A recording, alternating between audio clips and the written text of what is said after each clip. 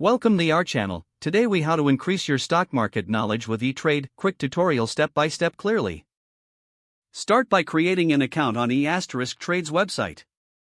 Visit the eTrade homepage and click on the Open an Account button.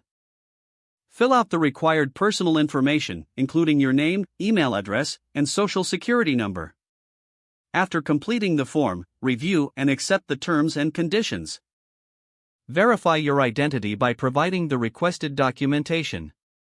Once your account is set up, log in to explore the platform. Navigate to the Education section found in the main menu. Browse through a variety of resources, including articles, webinars, and video tutorials. Select topics of interest that align with your knowledge goals. Take notes on key concepts as you go through each resource. Utilize the eTrade paper trading feature to practice your trading skills with virtual money.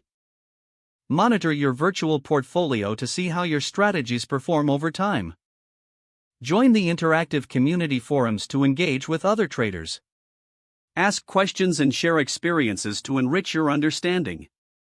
Regularly check for new content in the Learn section for ongoing education. Consider subscribing to eTrade's newsletters for market updates and tips. Set personal goals for your stock market knowledge and track your progress.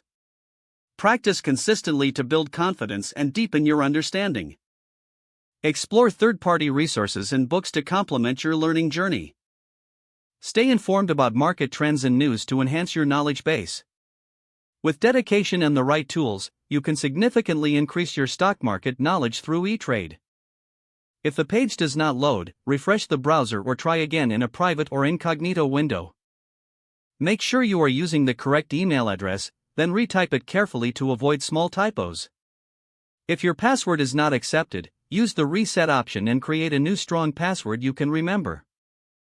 Check your spam folder for verification or security emails, then complete any requested confirmation steps.